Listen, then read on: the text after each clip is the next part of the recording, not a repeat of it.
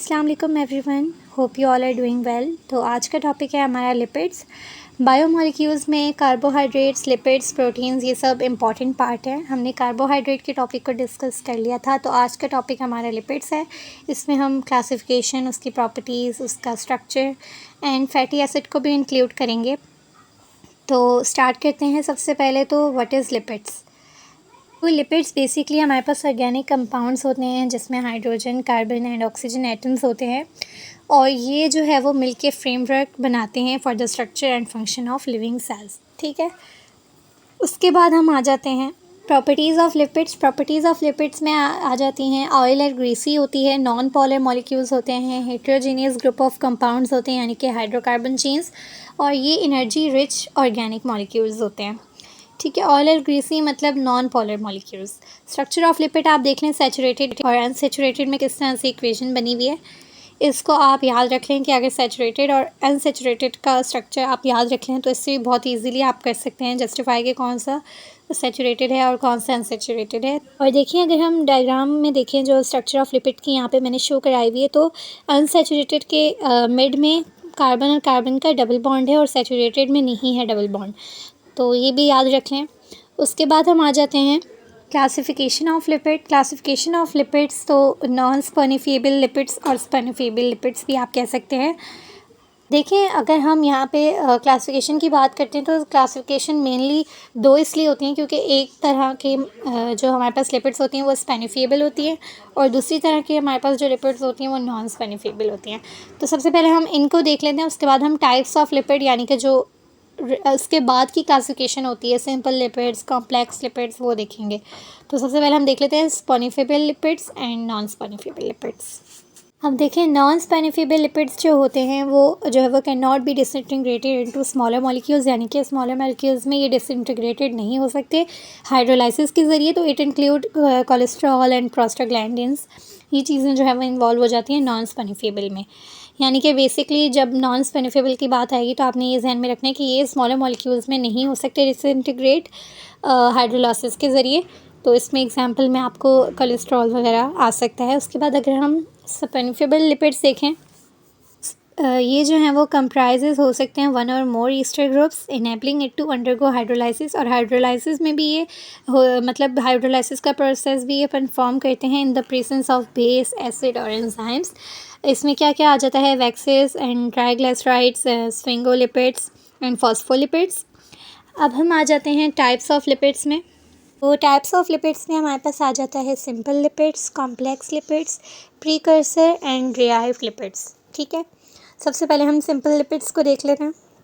Simple lipids में हमारे पास fats and waxes आ जाती हैं। फैट्स को देख लेते हैं। फैट्स क्या होते हैं, ईस्टर्स ऑफ फैटी एसिड्स होते हैं with glycerol. Oils are fats in the liquid state. ठीक है, मतलब कि जो ऑयल्स होते हैं वो भी हमारे पास फैट्स की ही मतलब इन लिक्विड स्टेट में फैट्स की शक्ल में होते हैं, और फैट्स बेसिकली हमारे पास ईस्टर होते हैं फैटी एसिड्स के ग्लाइसरॉल के साथ। उसके बाद अगर हम वैक्सेस को देखते हैं तो वैक्सेस हमारे पास ester of fatty acids with higher molecular weight, यानी कि जो हायर मॉलिक्यूलर वेट हमारे पास अल्कोहल्स होते हैं, मोनोहाइड्रिक अल्कोहल्स या कोई भी अल्कोहल्स टाइप, तो उसको हम वैक्सेस में करते हैं।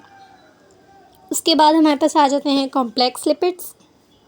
अगर हम कॉम्प्लेक्स लिपिड्स को देखें तो हमारे पास फॉस्फोलिपिड्स, ग्लाइकोलिपिड्स और कुछ कॉम्प्लेक्स लिपिड्स आ जाते हैं जैसे कि अमाइनोलिपिड्स एंड लिपोप्रोटीन।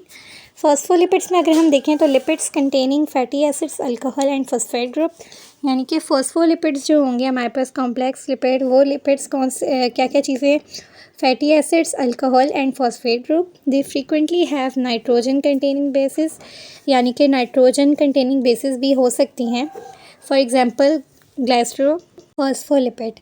उसके बाद अगर आ जाते हैं हम ग्लाइकोलिपिड्स में, तो lipids containing fatty acids, sphingosine and carbohydrate, उनको हम क्या कहेंगे, ग्लाइकोलिपिड्स। और अगर हम कुछ और कॉम्प्लेक्स लिपिड्स देखें तो सच एज सल्फोलिपिड्स, लाइपोप्रोटीन एंड अमाइनोलिपिड्स, ये सब जो हैं वो कॉम्प्लेक्स लिपिड्स की ही टाइप्स हैं। उसके बाद हम आ जाते हैं हमारे प्रीकर्सर एंड डिराइव्ड लिपिड्स में।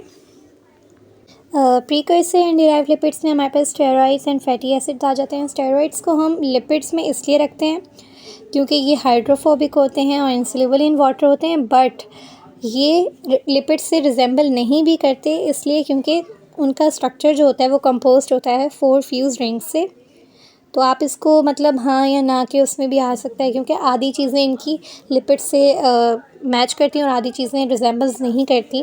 फैटी एसिड्स को देखें तो carboxylic acids usually with long aliphatic tails either saturated और unsaturated they are called fatty acid। यानी कि जितनी भी हमारे पास लॉन्ग एलिफेटिक टेल्स होती हैं यानी कि चेन्स होती हैं, वो अगर कार्बोक्सिलिक एसिड के साथ है तो हम उनको या तो वो अनसेचुरेटेड होंगे या तो वो सैचुरेटेड होंगे, लेकिन वो फैटी एसिड्स ही कहलाएंगी। अब हम ये देख लेते हैं कि फैटी एसिड्स हम किस तरह से देखेंगे कि ये अनसेचुरेटेड फैटी एसिड्स हैं और ये सैचुरेटेड फैटी एसिड्स हैं, तो वो भी आगे मैं एक्सप्लेन करती हूँ। फैटी एसिड जिनमें हमारे पास सी डबल बॉन्ड नहीं होगा वो सैचुरेटेड होंगे और उनके हायर मेल्टिंग पॉइंट होंगे। और अगर हम अनसैचुरेटेड फैटी एसिड्स की बात करें तो इनमें डबल बॉन्ड होगा मोर देन वन, और इसमें सिस डबल बॉन्ड प्रेजेंट होगा, यानी कि CIS डबल बॉन्ड हमारे पास प्रेजेंट होगा। तो आपने ये जहन में रखना है, इससे आप इजीली सैचुरेटेड और अनसैचुरेटेड को जस्टिफाई कर सकते हैं। फैट्स का रोल क्या होता है वो भी देख लेते हैं।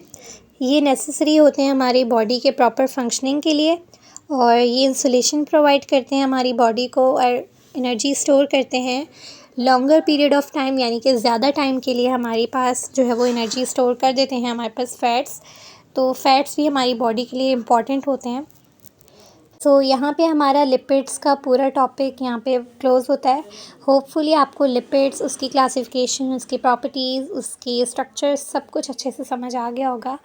अभी भी अगर आपको कोई ऐसी चीज़ है जो नहीं समझ आई तो आप कमेंट सेक्शन में बता सकते हैं। I will try my best कि मैं आपको आंसर कर सकूँ।